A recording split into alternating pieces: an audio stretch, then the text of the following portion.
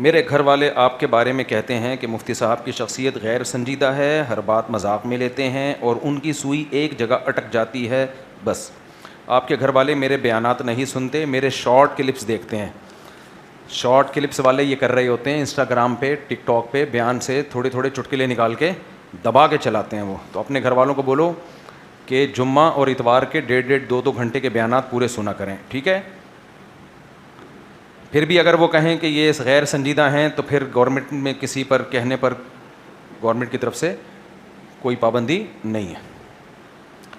امام ابو حنیفہ رحمہ اللہ تعالیٰ کا قول، جب صاحبین کی وجہ سے بہت سے فتوے مسترد کر دیے جاتے ہیں تو امام نے ثلاثہ کی رائے پر عمل کرتے ہوئے تو امام ابو حنیفہ کی رائے چھوڑ سکتے ہیں، ایسا کیوں نہیں ہے؟ اس کی وجہ یہ ہے، یعنی بھائی کا سوال یہ ہے کہ بعض دفعہ ہم امام ابو حنیفہ کا قول چھوڑ کے صاحبین کا قول لے لیتے ہیں، یعنی ان کے شاگردوں کا۔ تو پھر بعض دفعہ ایسا ہی کر لیا کریں کہ امام حنیفہ اور ان کے صاحبین کا قول لے کے باقی تینوں اماموں کا قول لے لیں۔ وہ اس لیے نہیں کیا جاتا کہ چاروں فقہ کے نا اپنے کچھ اصول ہیں، ان اصولوں کو مد نظر رکھ کر مسائل نکالے گئے ہیں۔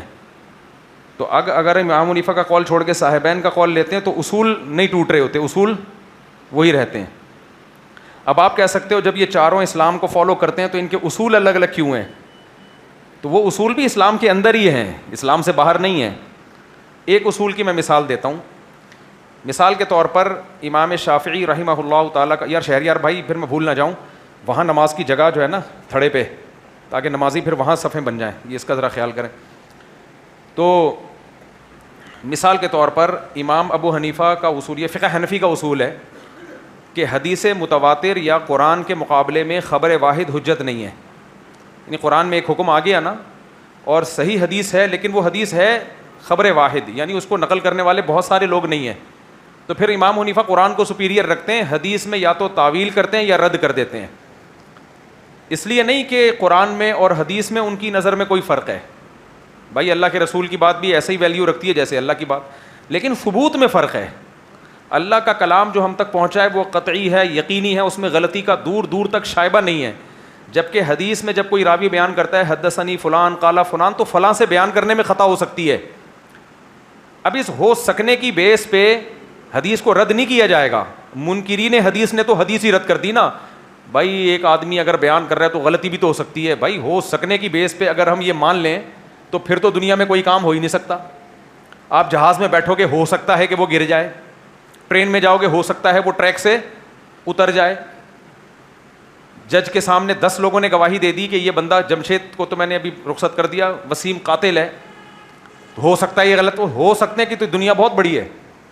تو اس لیے حدیث حجت ہے، چاہے خبر واحد ہو چاہے خبر متواتر ہو، لیکن اس ہو سکنے کے امکان کو اس وقت ویلیو دی جاتی ہے جب یہ اپنے سے زیادہ یقینی کے خلاف ہو۔ 100 آدمی ایک خبر آپ کو دے رہے ہوں اور ایک اس کے خلاف دے رہا ہو، تو وہ ایک اگرچہ سچا ہو لیکن اب اس سے غلطی کا امکان بڑھ گیا ہے۔ تو امام ابو حنیفہ حدیث کو حجت مانتے ہیں، دلیل مانتے ہیں، لیکن اگر قرآن کے یا حدیث متواتر کے مقابلے میں ہو تو صحیح ہونے کے باوجود بھی اس کو حجت نہیں مانتے، اس میں یا تو تعویل کریں گے یا اس کو رد کریں گے۔ جبکہ امام شافعی رحمہ اللہ تعالیٰ کا اصول اور ضابطہ یہ ہے کہ خبر واحد کو بھی وہی ویلیو دی جاتی ہے جو خبریں، یعنی جو قرآن کی آیت کو ویلیو دی جاتی ہے، اور اس اصول کی بیس پہ آگے احکام میں بھی فرق آتا ہے۔ ایک حکم بھی میں بتا دیتا ہوں۔ مثال کے طور پر قرآن مجید میں زانی کی سزا ہے الزانیۃ والزانی فاجلدوا کل واحد منہما 100 جلدہ، جو کنوارا مرد کے بارے میں، یہ مرد یا عورت زنا کرے 100 کوڑے مارو، یہ قرآن میں سزا ہے۔ حدیث میں آتا ہے کہ البکر بالبکر جلد 100 وتغریب عام، کنوارا مرد یا کنواری عورت اگر زنا کرے تو 100 کوڑے مارو اور 1 سال کے لیے اس کو ملک سے باہر نکال دو۔ اب امام شافعی اور امام احمد ابن حنبل کہتے ہیں کہ 1 سال کے لیے ملک سے باہر بھی نکالا جائے گا، جلا وطن بھی کیا جائے گا۔ امام حنیفہ کہتے ہیں نہیں، قرآن میں جو زانی کی سزا بیان کی ہے وہ A to Z کمپلیٹ سزا ہے، 100 کوڑے، لہذا یہ جو 1 سال کی جلا وطنی ہے اس حدیث کو تو رد نہیں کرتے۔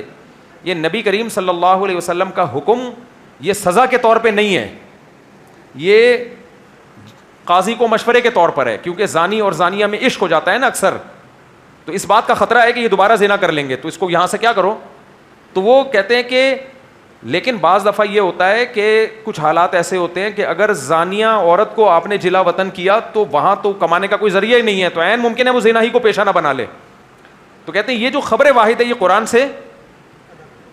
قرآن سے جو مضمون ثابت ہو رہا ہے اس کے خلاف ہے. خلاف کا مطلب بالکل یہ خلاف نہیں ہے. تو انہوں نے حدیث میں تعویل کی, بلا وجہ حدیث میں تعویل کرنا یہ منکرین حدیث کا کام ہے, یاد رکھو, بلا وجہ تعویل کرنا جائز نہیں ہے.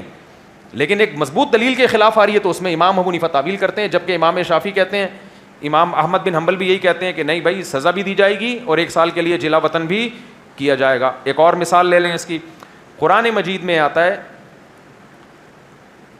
چور کا ہاتھ کاٹنے کا حکم ہے نا قرآن مجید میں. چور کا ہاتھ, چور کرنے والا مرد ہو, چوری کرنے والا مرد ہو یا عورت ہو, دونوں کا ہاتھ کاٹ ڈالو, یہ قرآن میں حکم ہے. امام حنیفہ کہتے ہیں کہ اگر چور نے چوری کی, کسی کی گھڑی چرا لی اور بیچ کے پیسے کھا گیا اور اب اس کا ہاتھ کٹے گا تو وہ گھڑی یا اس کے پیسے واپس کرنا اس کے ذمے نہیں ہے, بس وہ گئے, ٹھیک ہے نا. ہاں وہ گھڑی ایز اٹ از پڑی ہوئی ہے, مل جاتی ہے تو اٹھا کے دے دی جائے گی, لیکن وہ گھڑی کھا گیا نا بیچ بوچھ کے, تو اب اس کے ذمے اس کی قیمت نہیں ہے.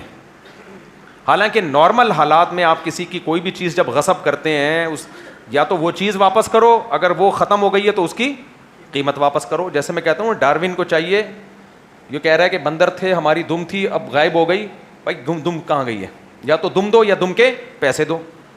یہ میں کہتا ہوں نا, اب لوگ کہتے ہیں پھر چٹکلے سناتے ہیں, بھائی ایک علمی بات کے بیچ میں تھوڑی سی بات کی ہے نا خالی. بھائی ڈاروین کہتا ہے کہ ہم بندر تھے, تو بتاؤ بندروں کی دم ہوتی ہے کہ نہیں ہوتی؟ وہ کہتے ہیں اس کے بعد ہم انسان بن گئے, دم کہاں گئی؟ یا تو دم دو یا دم کے پیسے چاہیے ہمیں. تو ہمارا بنتا ہے کہ نہیں بنتا؟ یہ کوئی سائنسی تھیوری بیان نہیں کر رہا ہے, اس کو مذاق ہی سمجھو.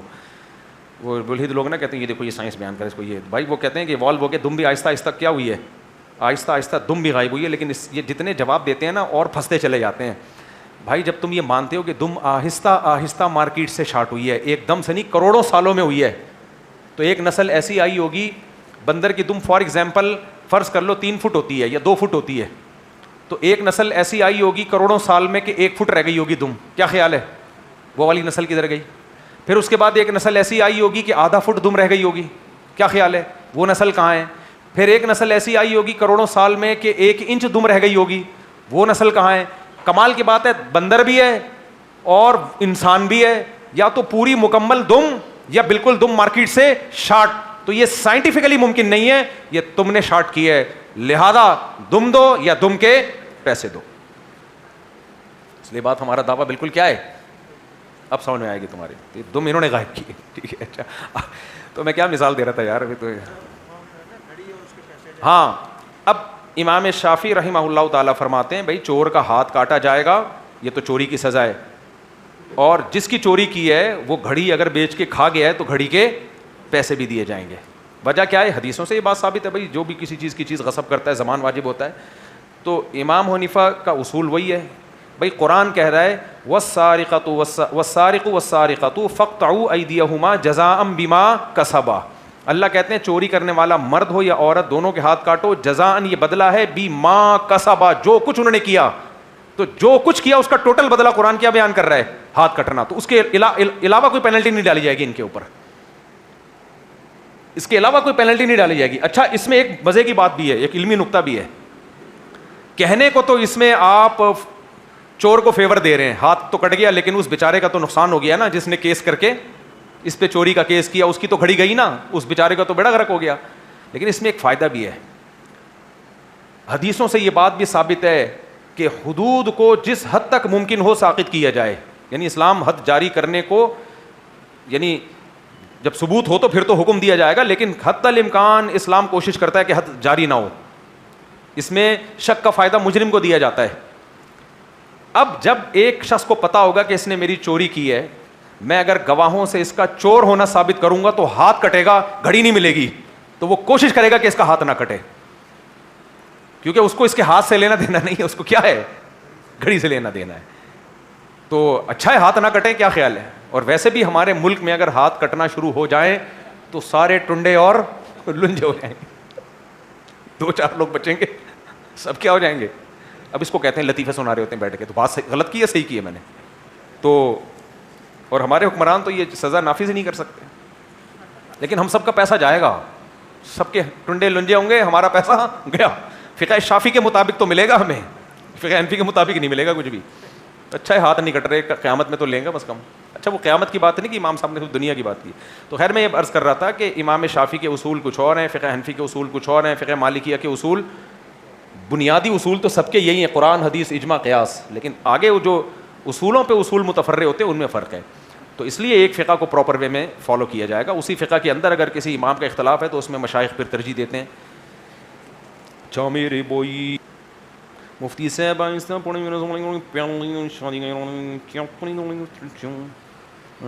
جواب بھی آہستہ دوں, جواب جب آہستہ دوں گا تو الٹا کر کے لوگ اس کو سوال بنا لیں گے, تو وہ تو پتہ چل جائے گا.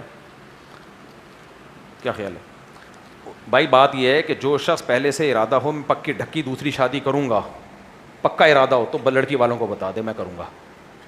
ان کو دھوکے میں نہ رکھے, اندھیرے میں نہ رکھے. انہوں نے دینا ہوگا دے دیں گے, نہیں دینا ہوگا نہیں دیں گے. لالچ مت کرو. میرے سامنے ایسے لوگ آئے ہیں, ان کا پہلے سے ارادہ تھا, تو میں نے کہا تم نے کسی لڑکی کو نکاح کا پیغام بھیجا ہوا ہے, تمہارا سے پہلے سے دوسری شادی کا ارادہ ہے, تو ان کو بتا دو. کہہ رہے میں بتاؤں گا تو وہ دیں گے ہی نہیں. میں نے کہا نہ دیں بھائی. وہ اگر کسی کمارے کو دینا چاہتے ہیں, وہ چاہتے ہیں کہ ہم نہیں چاہتے کہ ہمارے داماد دوسری کرے, تو آپ کیوں ان کو دھوکے میں رکھیں؟ یا تو کسی کا ارادہ ہی بعد میں ہوا ہو نا, وہ ایک الگ بات ہے. کسی کا ارادہ ہی بعد میں ہو, آپ کا تو پہلے سے ارادہ ہے. کہہ رہے نہیں. میں نے کہا بھائی صاحب آپ کسی طلاق یافتہ سے کر لو, بیوہ سے کر لو. کہہ رہے نہیں میں نہیں کروں, کرنے شروع ہو گئے نا. پھر کی انہوں نے اسی کماری سے کی, پھر تھوڑے دن بعد کہ میں دوسری کروں گا, دو فسادات. میں نے کہا یار آپ کو بات یہ کہ یہ چاہتے ہیں 10 انگلیاں گھی میں ہوں ان کی. یہ غیر اخلاقی حرکت ہے, غیر شائستہ حرکت ہے. آپ کا جب پہلے سے ارادہ ہے آپ بتا دو. ویژنری بن کے یہ کام کرو, 2 نمبر بن کے ٹھرکی بن کے یہ کام مت کرو. 2-3 شادیاں اسی وجہ سے بدنام ہوتی ہیں کہ یہ کام شریف لوگ کر نہیں رہے ہیں, سنجیدہ لوگ کر نہیں رہے ہیں, یہ ٹھرکی لوگ کر رہے ہیں. یہ سارے کام دھوکے دے دے کے, جھوٹ بول کے یہ کام ہو رہے ہیں. تو کمپرومائز کرو. میں نے کہا یار طلاق یافتہ سے کر لو. کہہ رہے نہیں. وہ بھائی طلاق یافتہ میں بھی تمہیں ایک سے ایک مل جائے گی, تمہیں پسند بھی آ جائے گی. بہت اچھی لڑکیاں طلاق والی بھی بیٹھی ہوئی ہیں, کم عمر بھی مل جائیں گی. نہیں جی میں نے کماری صحیح کرنی ہے. تو سارے مزے تم نے کمبختوں دنیا میں اڑانے ہیں, تو یہ نہیں ہو سکتا. اور میں نے کہا یہ بھی دماغ سے نکال دو. یہ کماری کا بھوت بھی نکال دو بھائی. بہت سی طلاق یافتہ کماری سے زیادہ اچھی ہوتی ہیں, بہت سی بیوہ کماری سے زیادہ اچھی ہوتی ہیں.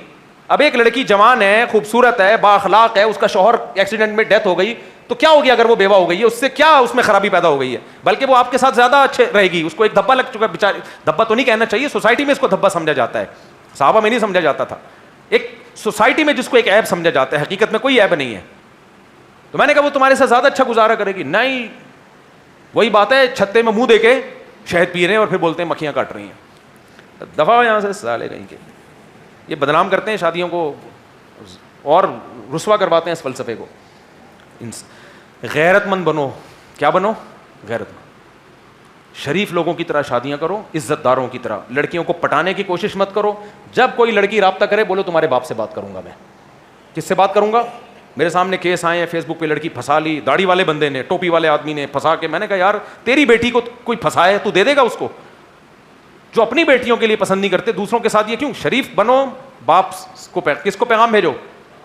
کہتے ہیں نہیں ہوگا. نہیں کوئی بات نہیں, دنیا مسافر خانہ ہے. نہیں ہوگی نا شادی, زیادہ مر جائے گا نا, کوئی مسئلہ نہیں ہے. شریف آدمی مر جائے, عزت کے ساتھ چلا جائے, یہ زیادہ اچھا ہے. اور جانے کے بعد لوگ بول رہے ہیں فلاں کی پھنسایا تھا, فلاں کو لے کے بھاگا تھا اور فلاں سے آنکھ مٹکے کرتا تھا, تو یہ اچھی موت نہیں ہے. تو شریف لوگوں کی طرح نکاح کیا کرو, لڑکیوں کے باپوں کو پیغام بھیجا کرو اور عزت کے ساتھ. اور یہ چھپن چھپائی اور دھوکے اور 2 نمبریاں. اور یاد رکھو سچ میں ٹینشن ہوتی ہے وقتی, اس کے بعد سکون ہوتا ہے.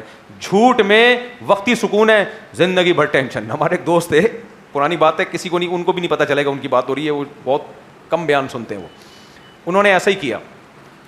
انہوں نے کیا کیا کہ وہ شادی کی, کوئی معاشقہ ہو گیا تھا. اب دوسری شادی کی ماں باپ کی مرضی سے, بتایا نہیں کسی کو, تاکہ ماں باپ کو بھی پتہ نہ چلے اور یہ ہو کہ بھائی میں پہلی شادی کر رہا ہوں. اب وہ بڑی خاندانی لڑکی تھی جو ان کی دوسری وائف تھی, وہ یہ سمجھ رہی ہے کہ یہ میں ان کی پہلی وائف ہوں. وہ مجھے خود اپنا واقعہ سنا رہے تھے, جس ہے نا, یہ ہے 15-20 سال پرانا واقعہ. اب جب شادی ہو گئی, پکڑے گئے ایک دن. اب جھوٹ بول کے نا چلا رہے ہیں دونوں کو. جب پکڑا گیا ہے نا تو اتنی ڈپریشن میں آیا ہے کہ اس کو ہارٹ اٹیک ہوتے ہوتے بچا ہے. اتنی ڈپریشن میں آیا ہے, اور مستقل بیماری اس کو, ڈپریشن کی, اسٹریس کی, بلڈ پریشر کی مستقل بیماری لگ گئی, مستقل میڈیسن پہ آ گیا. جوان آدمی, جوانی میں بال سفید ہو گئے, کیونکہ وہ خاندانی لوگ تھے. انہوں نے بولا یار تم نے ہمارے ساتھ دھوکہ کیسے کیا, بیوی تو چلی گئی وہ چھوڑ کے, دوسری وائف, کیا تم نے دھوکہ کیسے کیا ہمارے ساتھ. تو جھوٹ جو ہے نا, جھوٹ اس کی ٹینشن پوری زندگی کی ہے, سچ کی ٹینشن ایک دفعہ ہوتی ہے, کڑوا گھونٹ, اس کے بعد سکون آ جاتا ہے زندگی میں. یہ 2 نمبریاں مت کیا کرو. دوسری شادی اگر پہلے سے پکا ڈھکا ارادہ ہو تو لڑکی والوں کو بتا دو کہ میں غلط آدمی ہوں, میں دوسری بھی کروں گا, آپ نے دینی ہے دے دیں, نہیں دینی ہے. میں نے جب دوسری کی تھی تو بتایا تھا میں تیسری بھی کروں گا, تو بہت سے رشتے نہیں ہوئے میرے اس چکر میں, بہت سے رشتے نہیں ہوئے. ورنہ آج 19 کے بجائے کتنے ہوتے, 4-5 اور ملا لیں ساتھ میں, تو کیا ہوا, تمیز سے 19 ہو گئے. یہ زیادہ اچھا ہے نا, بدتمیزی کے ساتھ 25 ہوتے تو کیا, تمیز کے 19, بدتمیزی کے ساتھ 25 سے کیا ہے بہتر ہے. پھر وہ بچے بھی ڈرامے بازیاں کر رہے ہوتے, جب ان کو پتا ہوتا ہمارے ابا نے بھی 2 نمبری کی تھی, تو بچے بھی کیا کرتے, پھر بچے ابا سے بھی 2 نمبری, اماں سے بھی 2 نمبری, ہر جگہ. پھر یہ پورا نسل میں ڈی این اے میں 2 نمبری آ جاتی ہے, سمجھ رہے ہو. بالکل صاف نہیں. کس نے کہا بھائی, حدیث میں آتا ہے احف الشوارب, احفا عربی میں مبالغہ کو کہتے ہیں, تو شوارب جو مونچھیں ہیں حدیث میں آتا ہے اس کو مبالغہ کر کے کاٹو, تو زیادہ بہتر یہی ہے, باقی رکھنا بھی جائز ہے.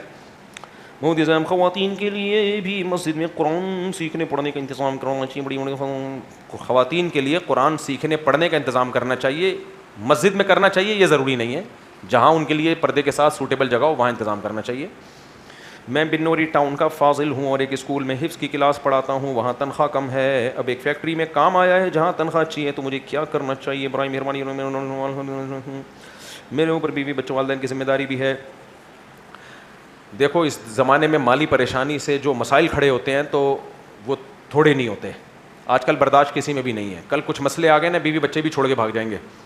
تو آپ ایسا کرو کہ اگر حفظ کی تنخواہ میں آپ کا گزارا نہیں ہو رہا اور کسی جگہ اچھی جاب مل رہی ہے, تو میرا مشورہ یہ ہے کہ آپ پھر وہ جاب کر لو اور پارٹ ٹائم بچوں کو حفظ بھی کراؤ, تاکہ دین بھی رہے اور ساتھ ساتھ دنیا بھی. پہلے تو یہ مدرسے والوں کو بولو میری تنخواہ بڑھا دو, بڑھا دیتے ہیں تو اچھی بات ہے, نہیں تو پھر آپ ملازمت بھی کرتے رہو اور ساتھ ساتھ اوور ٹائم. ہمارے والد صاحب تو فری میں بچوں کو شام کے وقت پڑھایا کرتے تھے. ہم نے شروع سب سے پہلے استاذ قرآن میں میرے والد صاحب ہی ہیں, اور ہمارے محلے میں کئی بچے ہیں جو میرے والد صاحب کے شاگرد, تو وہ تو فری میں پڑھاتے تھے. آپ پھر بھی فری میں نہیں پڑھانا, پارٹ ٹائم کچھ پیسے لے کے پڑھا دینا.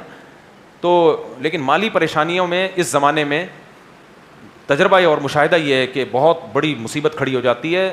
آج کل وہ توکل بھی نہیں ہے اور پہلے جیسی برداشت بھی نہیں ہے لوگوں میں.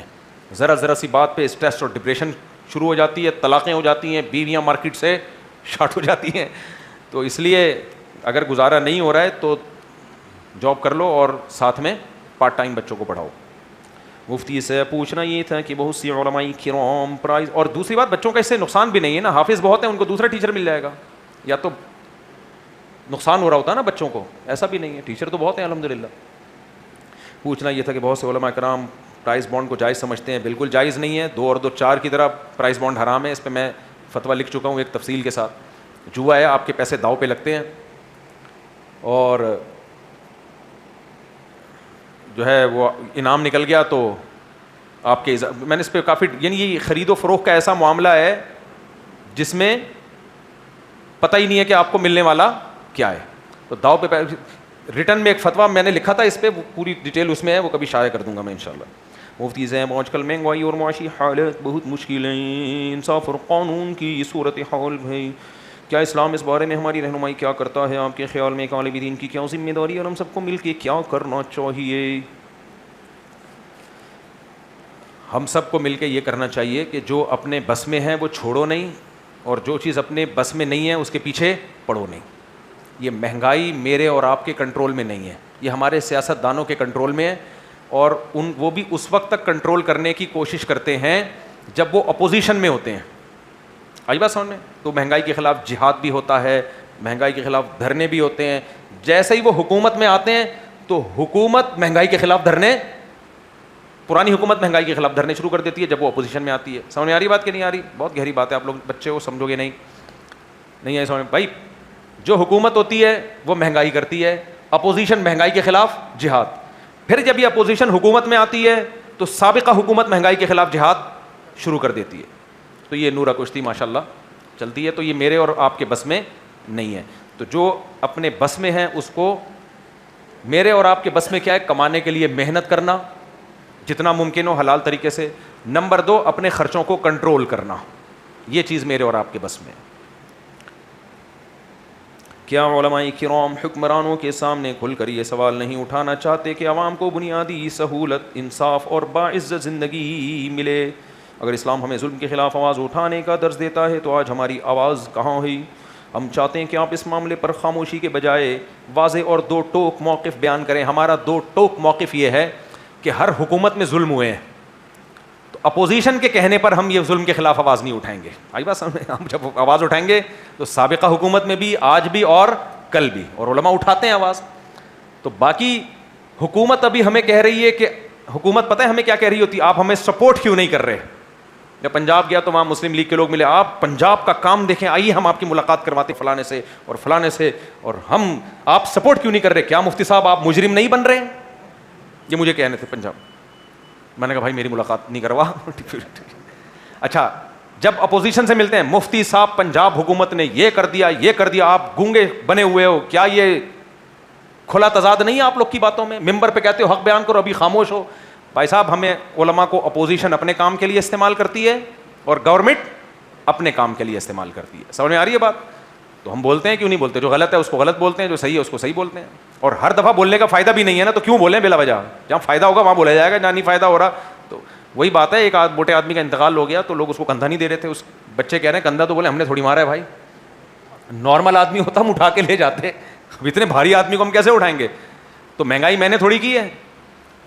تو آپ آواز, اور دوسرے بات, جو جس کا کام ہے وہ کرے نا. یہ سیاسی جماعتوں کا کام ہے نا بھائی. ہم سیاسی تنظیموں کو ووٹ کیوں دیتے ہیں؟ اس لیے ووٹ دیتے ہیں کہ یہ جا کے کام کریں, تو ان کے خلاف احتجاج کرو, اپوزیشن کرے ان کے خلاف احتجاج, اور اخلاص کے ساتھ کرے, ان بیسک پہ نہ کرے جو غلطیاں خود کر چکی ہے وہ. اب میں زیادہ اس میں ڈیپ میں جاؤں گا تو پھر مسئلے خراب ہونا شروع ہو جائیں گے, اس لیے رہنے دو. مفتی صاحب آپ سے شکوہ ہیں کہ حضرت امیر معاویہ کے بارے میں کی جانے والی گستاخیوں کا خاطر خواہ جواب ریکارڈ نہیں کروا رہے. گھروں میں بہت فساد ڈل رہا ہے, بھائی بھائی ایک دوسرے کے دشمن بن چکے ہیں, خود کو سنی بولنے والے بھی اب صحابہ کو برا بول رہے ہیں. آپ سے گزارش ہے جس طرح سے آپ نے عدالتی خلا پر بیان اور 3 وطر والے معاملے پر تفصیلی علمی دلائل کے ساتھ جواب ریکارڈ کروائے, اس پر بھی ضرور انشاءاللہ. میں اصل میں آج کل ایک ٹاپک پہ بہت زیادہ مصروف ہوں, وہ جو میں نے بتایا تھا کہ اسلام کیا ہے, اسلام کا انٹروڈکشن, تاکہ یہ جو فرقواریت اور شرک ہماری سوسائٹی میں, بدعتیں ہماری سوسائٹی میں پھیل رہی ہیں نا, تو ایک غیر مسلم بھی اگر اسلام کو سمجھنا چاہتا ہے کہ اوریجنل اسلام, تو اس کو پتہ چلے کہ واٹ از اسلام. تو یہ پورا ایک کورس میں لکھ رہا ہوں, ساری صلاحیتیں میری اس پہ لگی ہوئی ہیں. اور کمال کی بات ہے, حضرت معاویہ کی سیرت پہ پوری کتاب میں نے میز پہ سامنے رکھی ہوئی ہے, اس لیے کہ فوراً اس کے بعد کس پہ آنا ہے, اس ٹاپک پہ آنا ہے. السلام علیکم. ارشاد. مغرب کی ایسے نماز جماعت کے ساتھ ہم لوگ دوسری رکعت میں آئے نا, اب امام صاحب جو ہے وہ سمی اللہ لمن حمیدہ, مطلب پہلے وہ کھڑے ہوتے ہیں, پھر اس کے بعد سمی اللہ لمن حمیدہ بولتے ہیں نا. تو اب ہم دوسری رکعت میں شامل ہوئے تو آواز پہ مدار ہوگا یا اس کو دیکھیں ہم امام صاحب دیکھیں امام صاحب کو, آواز پہ مدار نہیں ہوگا. اور امام کو چاہیے کہ کھڑے ہونے کے بعد سمی اللہ نہ کہے, جیسے ہی کھڑے ہونے لگے تو اسی وقت سمی اللہ لمن حمیدہ کہے, تاکہ مقتدیوں کو کنفیوژن نہ ہو. اور اگر مجمع وغیرہ آپ دیکھ نہیں پائے امام صاحب کو کہ وہ کھڑے بس غالب گمان پہ عمل کرے, اپنا خیال لگائے کہ امام رکوع میں ہے یا نہیں ہے, آواز پہ مدار نہیں ہوگا. نہیں. میری رائے یہ ہے کہ آپ نے دھرو راٹھی کا تذکرہ کیا, چونکہ آپ کو لاکھوں لوگ سنتے ہیں, اور دھرو راٹھی ایک بہت بڑا ایتھیسٹ ہے, ان کا کام یہی ہے. ابھی ریسنٹلی انہوں نے ویڈیو بھی اپلوڈ کی ہے جی, تو کہیں ایسا نہ ہو کہ جب آپ ان کا نام لے رہے اسے نہیں. میں نے دھرو راٹھی کی جو پازیٹیو چیز تھی اس کو پازیٹیو وے میں بیان کیا, لیکن دھرو راٹھی نے جو خدا کے وجود کا انکار کیا ہے اس پہ بھی میں ایکشن ریکارڈ کروا چکا ہوں کہ دھرو راٹھی کی دلیل ٹھیک نہیں ہے خدا کے انکار پہ. اور وہ یہ جتنے بھی منکرین خدا ہیں, یہ ایوالو ارتقائی نظریہ جو ہے نا, ارتقاء کہ ایوالو ہوئے ہم, اس کو بنیاد بناتے ہیں, اور یہ بنیاد ہی غلط ہے, یہ بنیاد ہی غلط ہے. اب یہ کہتے ہیں یہ کیسے کہہ سکتے ہیں بنیاد غلط ہے, یہ کوئی سائنسدان ہے, کچھ چیزیں کامن سینس کی ہوتی ہیں. سائنس چونکہ خدا تو ویسے بھی عقل سے بالاتر ہے نا, تو وہ تو سائنس کی دسترس میں آتا ہی نہیں ہے. اب سائنس نے ہر چیز کا جواب دینا ہوتا ہے کیوں کا. اب کیوں کا جواب دینے کے لیے جو بھی عقل سے قریب تر چیز ان کو ملے گی اس کو وہ مارکیٹ میں لے آئیں گے. اب وہ قریب تر تو ہے, قریب ہے نہیں. قریب تر میں اور قریب میں فرق ہے. تر کا مطلب یہ ہوتا ہے دوسرے نظریے کی نسبت یہ نظریہ قبول کرنا نسبتاً آسان ہے, اس کی نسبت حقیقت میں آسان نہیں ہے. اس کی مثال ایسے ہے, آپ کو کسی نے کہا کہ یہ جو ہے 100 کلو کی بوری اٹھاؤ, ممکن ہے آپ کے لیے؟ بولو نہیں ہے. دوسری بوری ہے 80 کلو کی, تو ہم یہ کہیں گے 80 کلو کی بوری 100 کلو کی نسبت اٹھانا آسان ہے. اس کا مطلب یہ نہیں ہے کہ فی نفسی ہی آسان ہے, ناممکن وہ بھی ہے, نہیں اٹھا سکتے آپ. تو اب سائنسدانوں نے جب غور کیا, انہوں نے کہا کہ بھائی خدا کو تو ہم نے ماننا نہیں ہے, کیونکہ وہ تو عقل سے بالاتر ہے نا, وہ تو سائنس کی دسترس میں آتا ہی نہیں ہے نا. تو اب سائنسدانوں نے بیٹھ کے غور کیا کہ یار یہ کیسے ہوا ہوگا. تو انہوں نے کہا مے بی یہ ہوا ہو, مے بی یہ ہوا ہو, مے بی یہ ہوا ہو. تو ان کو ڈارون کا جو نظریہ ہے نسبتاً عقل کے قریب لگا, تو اس لیے وہ یہ الفاظ استعمال کرتے ہیں کہ جتنی تھی نظریے اس وقت سائنسدانوں کے آئے ہیں کہ کائنات کی ابتدا کیسے ہوئی, انسان کی ابتدا کیسے ہوئی, اس میں یہ نظریہ عقل کے قریب تر ہے. اس سے لوگوں کو دھوکہ ہو رہا ہے. قریب تر ضرور ہے دوسرے نظریات کی نسبت, لیکن قریب تر ہو کے بھی عقل سے بہت بعید ہے یہ, کیونکہ اس کے لیے اتنے جھوٹ بولنے پڑیں گے, اتنے جھوٹ. سب سے پہلے تو میں نے یہ بتایا نا کہ بندر کی دم جو غائب ہوئی تو ایک دم سے کیسے غائب ہو گئی, اور دم نہیں پوری نسلیں دھماکے سے ختم ہو گئی. کہاں گئی بھائی؟ ایک دم صبح اٹھے انسان بن گئے. اس کا کوئی جواب ان کے پاس بولو نہیں ہے. کہتے ہیں پانی میں حیات پیدا ہوئی, وہ تو ٹھیک ہے, وہ تو قرآن بھی کہتا ہے ہر زندگی پانی سے ہے, یہ تو قرآن بھی مانتا ہے. لیکن اس پانی سے زمین پہ یعنی سمندری مخلوق زمین پہ کیسے آئی, اس کو لانے میں یہ کہتے ہیں کروڑوں سال تھوڑا تھوڑا نکلتے زمین کے عادی ہو گئے. بھائی ایک مچھلی بھی عادی نہیں ہو رہی, سیکنڈ کے لیے پانی کا جانور جب زمین پہ آتا ہے مر جاتا ہے وہ. تو کروڑوں مچھلیاں آئی ہوں گی جن میں سے ایک زندہ رہ گئی ہوگی, پھر اس نے ایسی نسل پیدا کی جس میں زمین کو برداشت کرنے کو. بھائی یہ پھینکنے پر گورنمنٹ کی طرف سے کوئی پابندی نہیں ہے. تو اس لیے ہمارے پاس جب پیغمبروں کی تعلیمات ہیں, جن پیغمبروں کے برحق ہونے کے ثبوت ہیں, تو پھر ہم کیوں ان پیغمبروں کی بات ماننے میں کیا جا رہا ہے. آدم علیہ السلام کہہ رہے ہیں کہ موسیٰ علیہ السلام بھی کہہ رہے ہیں کہ آدم سے بنایا, ابراہیم علیہ السلام بھی کہہ رہے ہیں کہ آدم اور حوا سے بنایا, عیسیٰ علیہ السلام بھی کہہ رہے ہیں. یہ ساری تو خبریں ہمارے پاس تواتر کے ساتھ نقل ہوتی چلی آ رہی, اور ان کا آپس میں کوئی لنک بھی نہیں ہے. آدم علیہ السلام کا موسیٰ علیہ السلام کا ابراہیم علیہ السلام سے کوئی ربط نہیں ہے, وہ بہت پہلے آئے, موسیٰ علیہ السلام بہت بعد میں آئے. عیسیٰ علیہ السلام کا موسیٰ علیہ السلام کے زمانے سے کوئی ربط نہیں ہے. نبی کریم صلی اللہ علیہ وسلم تو 600 سال کے بعد آئے ہیں عیسیٰ علیہ السلام کے. سارے پیغمبر, ساری آسمانی کتابیں, ساری آسمانی تعلیمات, جتنے مذاہب ہیں, سب کے سب کہہ رہے کہ ایک آدم اور ان کی بیوی حوا سے پیدا کیا. اور کمال کی بات ہے دھرو راٹھی ہی کا کلپ اس پر ایک موجود ہے, ویڈیو موجود ہے. اس ویڈیو میں دھرو راٹھی نے کہا ہے کہ کچھ چیزیں مذہبی کتابوں میں کامن ہیں, ان میں آدم بھی, حوا بھی, ابراہیم بھی, موسیٰ بھی. سمجھ آ رہی ہے بات؟ تو جب حالانکہ ان مذہبوں کے آپس میں کیا ہیں, ٹھیک ٹھاک اختلافات ہیں, ان اختلافات کے باوجود بھی اگر ایک خبر سب سیم نقل کرتے چلے آ رہے ہوں تو وہ خبر پھر ہوائی فائرنگ نہیں ہوتی, وہ ایک یقینی چیز ہوتی ہے. تو اس یقینی چیز کے ہوتے ہوئے مجھے کیا ضرورت ہے میں بیٹھ کے فرضی شروع کر دوں کہ بندر سے بنائے, پھر دم شاٹ ہوئی, پھر وہ مچھلی پہلے زمین پہ آ کے آباد ہونا شروع ہوئی تو زمین کے ماحول سے وغیرہ وغیرہ وغیرہ وغیرہ. یہ ماننے والی باتیں نہیں ہیں. تو دھرو راٹھی چونکہ وہ سائنٹسٹ کے طور پر اپنی ایک ریسرچ پیش کرتا ہے نا سائنسدانوں کے حوالوں کے ساتھ, تو ظاہر ہے اس میں مذہب کو کی کیا دخل اندازی ہوگی, تو اس کو مجبور ہے وہ کہنے پر کہ خدا نہیں ہے, وہ مجبور ہے یہ کہنے پر. ہاں ابھی جو میرا پورا بیان ہوا ہے, دھرو راٹھی اگر نیوٹرل ہو کے غور کرے کہ دلیل صرف سائنس کے ایویڈنس کو نہیں کہتے, دلیل کسی سچے آدمی کی سچی خبر کو بھی کہا جاتا ہے, اس کے لیے دھرو راٹھی کو پیغمبروں کی سیرت کا مطالعہ کرنا پڑے گا, اور محمد صلی اللہ علیہ وسلم کی سیرت کو, آپ کی احادیث کو پڑھ کے یہ فیصلہ کرنا پڑے گا کہ آپ اللہ کے سچے پیغمبر تھے یا نہیں تھے. اگر دلائل سے ثابت ہو جاتا ہے کہ آپ سچے پیغمبر تھے تو پھر دھرو راٹھی کو آدم علیہ السلام کو بھی ماننا پڑے گا اور اماں حوا کو بھی ماننا پڑے گا. تو وہ اگر دھرو راٹھی کو اس بارے میں کنفیوژن ہے کہ محمد صلی اللہ علیہ وسلم سچے تھے یا نہیں تھے, تو میرے جیسے نالائق علماء یا دیگر علماء وہ دھرو راٹھی کے ساتھ بیٹھنے کے لیے تیار ہیں کہ آئیے ہم آپ کے سامنے ثبوت پیش کریں گے قرآن کے برحق ہونے کے بھی اور محمد صلی اللہ علیہ وسلم کے بھی, اس بات کے کہ واقعی آپ اللہ کے سچے پیغمبر ہیں. اور اس پر آپ کو جو اشکالات ہیں اس کے ہم جواب بھی دیں گے. سمجھ آ رہی ہے بات؟ ہاں اگر کوئی سمجھنا ہی نہیں چاہے تو پھر وہی اس کا مرض ہے. تو ہمیں تو قرآن نے نہیں کہا کہ زبردستی کوئی بات کسی پہ تھوپو, ہم تو رائے پیش کر سکتے ہیں نا. زبردستی تھوپنے کی تو قرآن نے لا اکراہ فی الدین ہے نا, زبردستی تو ہے ہی نہیں اسلام میں, بھائی آپ اپنی رائے پیش کر دیں. تو یہ مسئلہ ہے. تو دلیل صرف سائنس کے ایویڈنس کو نہیں کہتے, یہی نظریہ غلط ہے کہ ہر چیز کے لیے ضروری ہے کہ سائنسی طور پر اس کا ثبوت ہو. بھائی خدا کے وجود کے لیے ضروری نہیں کہ ہمیں سائنس سے ایویڈنس ملے, اگرچہ میں ایویڈنس دیتا ہوں سائنس سے ہی, میں تو E = mc² سے ثابت کرتا ہوں نا, ابے ای تھا تو ایم سی اسکوائر ہوگا نا, یہ ایم سی اسکوائر ہوگا تو ای ہوگا, تو پہلی دفعہ تو کہاں سے آ گیا؟ تو کوئی غیبی طاقت ہے جس نے پہلی دفعہ انرجی کو یا ایم سی اسکوائر کو پیدا کیا.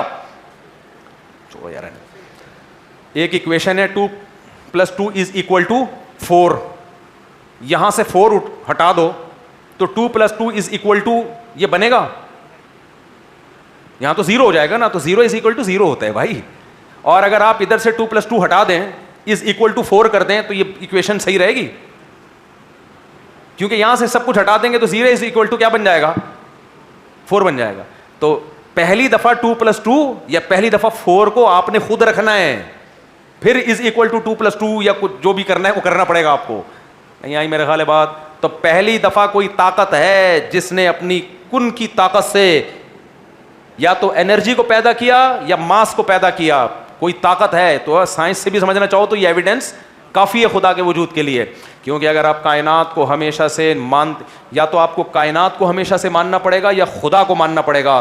سائنس کہتی ہے یہ کائنات ہمیشہ سے نہیں ہو سکتی, تو لازمی ماننا پڑے گا کوئی ایک ایسی ذات ہے جو سائنسی اصول اور نظریے اس پر اپلائی ہی نہیں ہوتے. یہ ماننا پڑے گا. اسی ذات کو تو ہم خدا کہتے ہیں, آپ کچھ اور نام دے دو, ہم اللہ کہتے ہیں اس کو, آپ کچھ اور نام دے دو, ہمیں اعتراض نہیں, لیکن اس کو ماننا پڑے گا کوئی ہے نام, پھر وہ آپ کی مرضی جو مرضی دیتے رہو, پھر اس کا نام اللہ ہے. اس کے لیے ہمارے پاس الگ سے دلائل ہے, تو پھر ہم پہلے آپ یہ مان لو کہ ہے, پھر وہ اللہ ہے یا کیا نام ہے اس کا, اس کے لیے پھر کسی اور ٹائم پہ آنا انشاءاللہ, ٹھیک ہے نا. پھر ہم آپ کو سمجھا دیں گے. ابھی چونکہ بیان کیا ہو گیا ہے, بہت لمبا ہو